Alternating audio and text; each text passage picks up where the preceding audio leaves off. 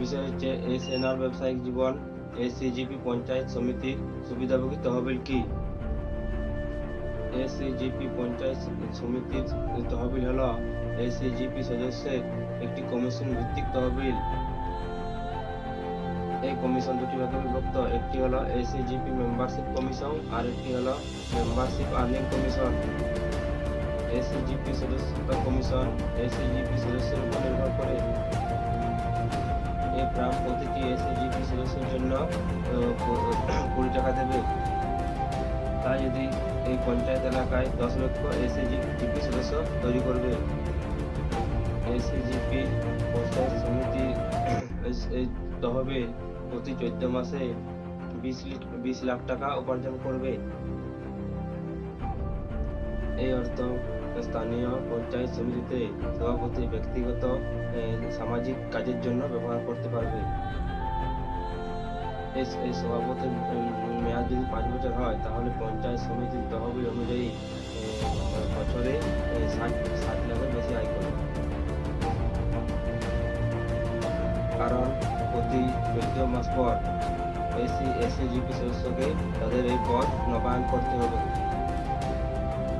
এসিজিপি membership earning commission থেকে এই fund থেকে এসিজিপি সদস্যদের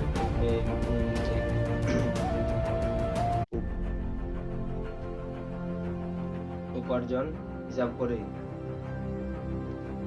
যদি এই প্রতিটি এসিজিপি সদস্য 14 মাস পর এই 50 লাখ আয় করে তাহলে এই এসিজিপি সদস্যের কমিশন হবে 1%।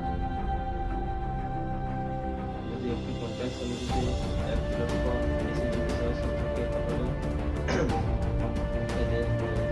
এদের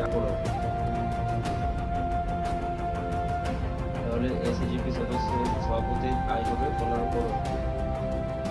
প্রতি 14 মাস পর এসিজিপি সভাপতির আয় হবে 5 বছরে 15 করোড়। তহবিলের ব্যবহারগুলি হলো স্থানীয় এলাকায় এই পঞ্চায়েত সমিতি উন্নয়ন ব্যবহার করে।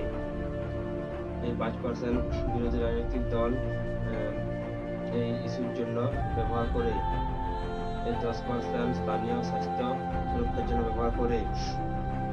এই 10% স্থানীয় তহবিল ব্যবহার করা হবে এবং 20% স্থানীয় কৃষি উন্নয়নে ব্যবহার করা হবে। স্থানীয় উন্নয়ন জনগণের জন্য ব্যবহার করা হবে।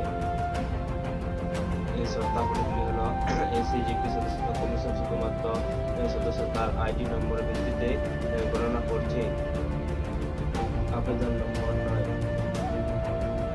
দ্বিতীয়টি হচ্ছে এসিজিপি মেম্বারশিপ আর্নিং কমিশন শুধুমাত্র চূড়ান্ত পরিমাণ গণনা করবে যা প্রতি 14 মাসের সদস্যের ব্যাংক অ্যাকাউন্টে জমা করা হবে। তৃতীয়টি হচ্ছে কমিশন বিষয়ে সমস্ত বিরোধ শুধুমাত্র এসএফ অ্যাডভোকেট প্যানেল দ্বারা থাকা অ্যাডভোকেটের দ্বারা সমাধান করা হবে। ধন্যবাদ, নমস্কার।